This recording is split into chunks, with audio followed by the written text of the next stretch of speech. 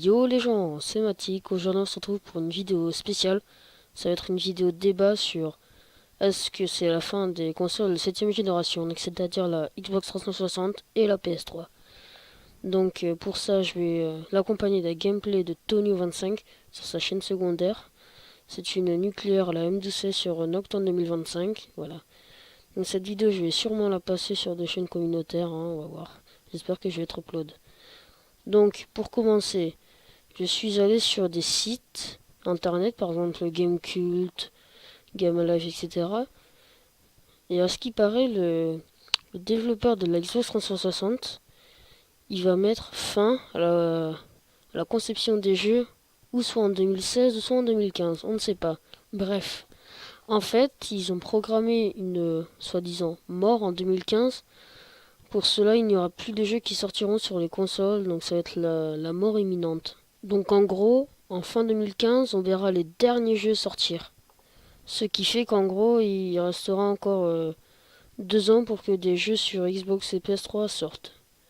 Donc, ce qui fait que la Xbox 360 aura une durée de vie assez longue, on va dire qu'elle aura fait 11 ans de vie. Ce qui est quand même pas mal, hein. Par contre, la PS3, je ne sais pas. Donc maintenant, je vais vous donner mon point de vue, mon opinion, pourquoi, etc. Donc pour commencer, les c'est un peu normal que la Xbox ait une durée de vie parce que là les nouvelles consoles next-gen sont sorties en novembre, c'est ça.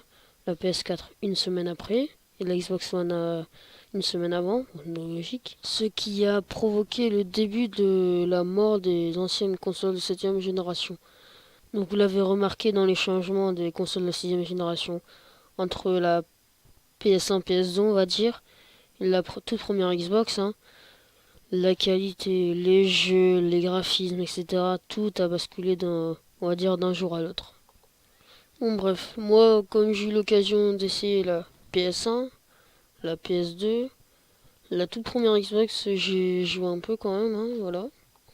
Et depuis que j'ai eu la Xbox 360, c'est vrai qu'il y a eu un gros changement. Pendant toutes ces années, il y a eu toujours les joueurs Xbox et les joueurs PS3, avec des conflits sur les graphismes, sur le live. C'est vrai que sur la Xbox, le live était plus performant, on va dire, hein. Ça, on peut pas se le cacher. Sur la PS3, les migrations de dot, elles étaient très fréquentes. C'était mieux sur Xbox parce qu'il y avait plus de fonctionnalités, etc. Après, il y a toujours un débat à faire dessus. C'est après chacun son opinion, chacun son avis. Donc moi, la Xbox c'était meilleur. Bref, donc maintenant je vais vous parler de mes jeux préférés. Donc alors il y a eu Halo, ensuite il y a eu FIFA, Call of Duty également, mais c'était Call of Duty surtout sur du zombie quoi, Black Ops 2, etc. Donc après il y a eu le célèbre Skyrim où j'ai passé énormément de temps. Ensuite j'ai bien aimé Gears of War qui est un très bon jeu d'Alien. Assassin's Creed, etc. Il y a eu aussi le très célèbre GTA. Donc c'est-à-dire GTA 4, c'est mon tout premier GTA. Et GTA 5. Cette vidéo touche à sa fin. Laissez un laissez un like dans les commentaires. Si vous voulez, on peut débattre sur... voilà quoi. S'il y a une mort imminente des deux consoles, hein, on peut débattre si vous voulez. Votre avis, votre opinion, ce que vous avez aimé, ce que vous n'avez pas aimé, etc. Donc, cette vidéo, j'espère qu'on va m'upload sur des chaînes communautaires, donc la Play Geek TV, etc. N'hésitez pas, je vous le redis, abonnez-vous, laissez un like, un commentaire. Allez. C'est ma première vidéo débat, vous l'avez pu remarquer. Laissez votre avis, ce que vous en avez pensé, etc. Dans les commentaires c'est fait pour ça, donnez votre avis. Je débute sur YouTube, laissez-moi votre avis. Allez, bye bye.